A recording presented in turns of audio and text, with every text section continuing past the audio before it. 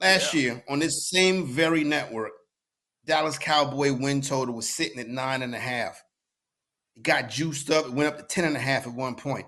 I said, put your mortgage on the under. Nobody knows the Dallas Cowboys like the fantasy executive. I said I would bet it at under 7.5. The host's jaw dropped to the floor. Cowboys won 7 games last year. Fantasy executive, don't miss. This year, that number opens up with the Dallas Cowboys regular season win total at 7.5. The under juiced to minus 120. Bet the over at over 7.5. You see, the Dallas Cowboys are a team that are best when there is no expectations. And coming into this season, the 2025-2026 campaign, there's going to be very low expectations on the Dallas Cowboys. You look at this offseason, you look at what they're probably going to flub up in the draft, and you're going to say, this Cowboy team has no chance at 8-9 wins. Fantasy executive don't miss when it comes to the Dallas Cowboys. Do y'all think for a minute that Marty Schottenheimer's son can't coach? When everybody made their hires this past year, you go see the talking heads on the worldwide leader, Lakers in 5, that program. When everybody made their bets, they talked about how terrible that Cowboy hire was. And I'm here to tell you that was the best hire they could make. This is the man that the quarterback, Dak Prescott, is most comfortable with. This is the guy who grew up looking at Marty Schottenheimer, a coach that should be in the Pro Football Hall of Fame. Do you think Marty's son can't coach? Brian Schottenheimer version of an expectationless Dallas Cowboys will win over 7.5 football games. The fantasy exec don't miss. Wow. Yeah, it's a great call there. I think they're going to be a surprise team as well. And a lot of people are off on Dallas this season. And, recency bias is a hell of a drug. They're injecting it in their veins. They're like, yeah, I got to bet the under. Team is going to fall well short of expectations, as they always do. But this year, it could be a little bit different. I think they're in a prime position, and we'll see what they do in the draft to get maybe an upgrade there at wide receiver, a nice little compliment. To a certain someone named, CeeDee Lamb, who is arguably the best wide receiver in the game, although Jamar Chase, Justin Jefferson in that conversation as well. Great call on that one, Corey. And you're right, man. You're always right there hitting that bullseye and everything. Dallas Cowboys, it's your team, man. You know them inside and out. And speaking of teams, let's talk about my team in Major League Baseball, and that is my flash for the future. First up, in the NL Central, you can bet on exactly how the number 1 and number 2 teams are going to play out this season. You can bet on that at BetMGM right now, and I say the Cubs are going to lead this division, number 1, and I think Milwaukee is going to finish in second place. Number 2 at plus 145. It's Cubs, Brewers 1-2 in the Central this season.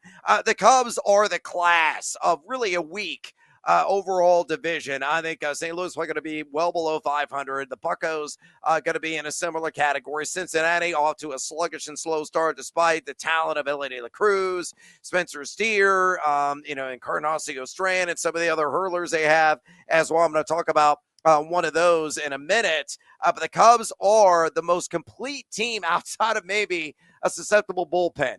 One that could be an eyesore for much of the season. They're the reason why the Cubs, middle of the pack right now in team ERA in Major League Baseball, 4.35. Shodi Managa got lit up today. There's no question about that against the Rangers, but they already took the first couple of games in that series. The Cubs are also numero uno in total runs scored in all of Major League Baseball, number 8 in WRC plus. It's wins and runs created. And you look at Milwaukee, number 13 in total runs scored, number 18 WRC plus. The ERA is unsightly at 5.51, but I think that staff will improve as the season goes on. I frankly just think they're going to be a slightly better version of other mediocre teams in this division, and that being the Reds, the Pirates, and the Cardinals. So to recap, NL Central exact 1-2 finish. You bet on this at BetMGM. Cubs, Brewers, plus 145. Corey, what's the next one you got up in the futures market? I'm going to stick with the X poll. Hit us up on X, hit us up on X, hit us up on X. I'm going to go to the AFC, particularly the AFC North, where there is a mistake being made in that division. That mistake is everybody's love affair with the Cincinnati Bengals. Right now, Cincinnati Bengals win total sits at 9.5. Juice to the over. Joe Burrow, T. Higgins, Jamar Chase. We love all the names. But there's one name that you constantly forget when you talk about the Cincinnati Bengals. Head coach Zach Taylor. He's not that good. He doesn't know what he's doing. Joe Burrow and that offense bailed them out. This is a team that underachieves because their head coach doesn't know what he's doing. How long has he been there and that offensive line hasn't been fixed yet? Wouldn't you think a head coach would be able to do that? Instead, he puts the onus on the young quarterback and says, go out there and win games for us. No, how about you make the team around him better? It's not going to happen with superstar wide receivers. It's going to happen in the trenches. 9.5. Bet the under on the 9.5. Zach Taylor is the worst, not the worst. Zach Taylor does not know what he's doing. You put a real head coach in that spot, Joe Burrow would already have a Super Bowl ring. Please, listening public, under 9.5 wins for the Cincinnati Bengals.